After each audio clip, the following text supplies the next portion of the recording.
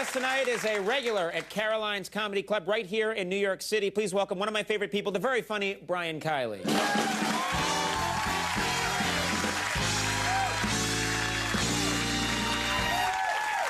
Thank you. Thanks for having me.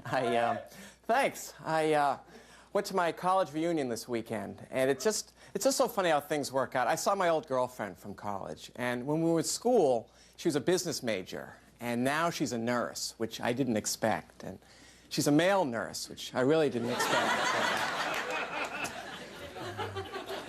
I never had a girlfriend in high school. My sister, when she was in high school, she went out with the captain of the chess team. And my parents loved him because he was the captain of the chess team. You know. They figured any guy that took 3 hours to make a move was okay by them.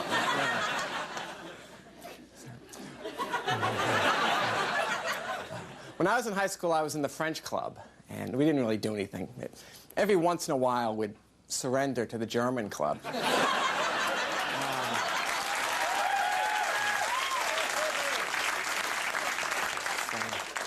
When I was in high school, I had really bad skin, and I used to pray that someday my skin would clear up, and I think I prayed way too hard. You know, a lot more cleared up than I had hoped. Yeah, this wasn't the plan. But, when I was a kid, I was a bedwetter when I was little, and of course I sleepwalked too, so I could wet 3 or 4 beds in the course of an evening. Didn't have too many friends in summer camp. So we were having dinner last night, and my little girl said to me, "Dad, when I grow up, I'm going to marry you." And we laughed about it, and my wife said, "Don't make the same mistakes I did."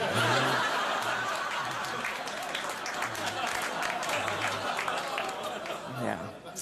So we picked out, we have 2 kids. We picked out kind of old-fashioned names for our kids. Our little boy is Hunter, and our little girl is Gatherer.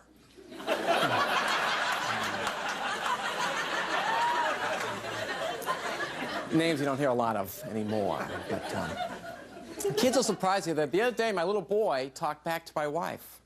She told him to do something, and he said, "No, I don't want to." So I had to pull him aside and say, "Listen, you got to teach me how to do that."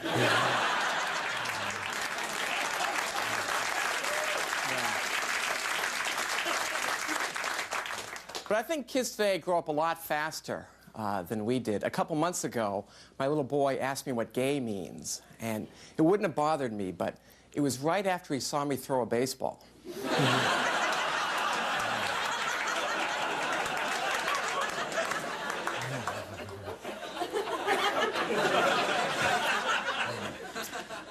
My brother called me last night to complain that his teenage daughter dresses too sexy because she doesn't wear a bra, and she should, and her shirt never covers her belly, and half the time her butt crack is exposed. And it made me realize that my dad dresses too sexy.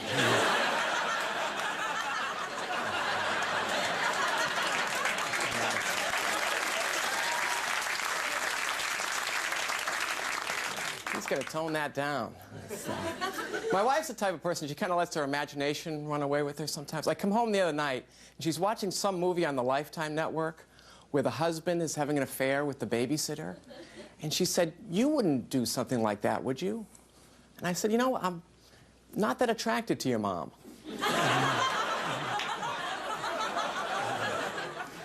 So she's okay, but the older I get, the more reflective I get. And I had this sudden realization last night, this epiphany, if you will. It was late at night, I was in my kitchen alone, and I started thinking about how beautiful my kids are and how beautiful my wife is and how lucky I am, and that's when it hit me.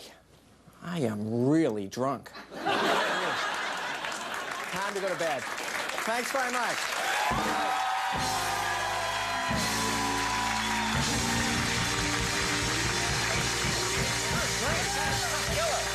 Very nice. Thanks. Very funny. Thank you. Very funny as always, but I did want to talk to you, saying, you know, just get to know the real Brian Kiley. That's what America demands. And I know that you brought your daughter with you. You talked about her, and you brought her along. Yes. She looks a lot like you. Yeah, everyone says that, so. No, I'm serious. She looks a lot like you. I think we actually, we have a photo, I think. Yeah, you got to check this out. It's pretty amazing.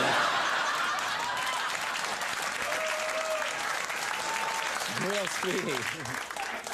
Very sweet girl. At least I know she's mine. So.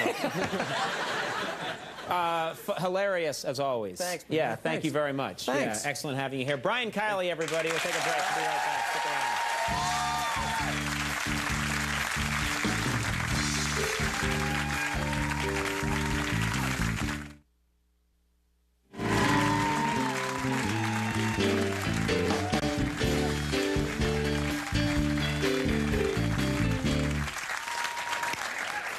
This is the part of the show where it becomes a cool after-hours club.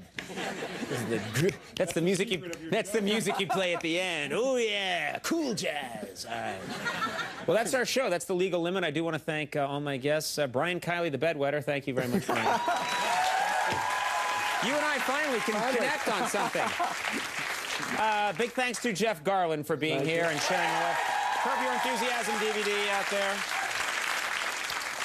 Donald Trump. Yeah, Donald Trump was here and is going to give me $1 million, I'm told. And, of course, Max Weinberg and the Max Weinberg 7. Good work, gentlemen. You did it again. All right, everybody, stay tuned for Last Call with Carson Daly. Goodbye, everybody. Goodbye.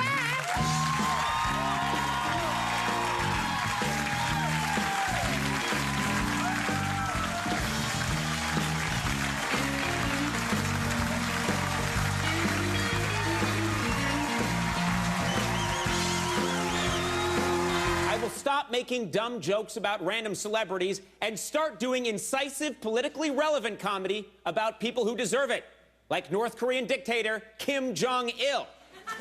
Provided that Kim Jong-il becomes either obese,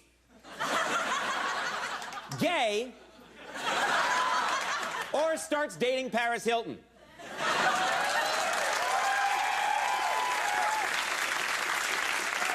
Tonight, I'd also like to announce that by the end of the year, we will put a man on Mars. Not Mars the planet. Cynthia Mars, our show's lonesome middle-aged receptionist.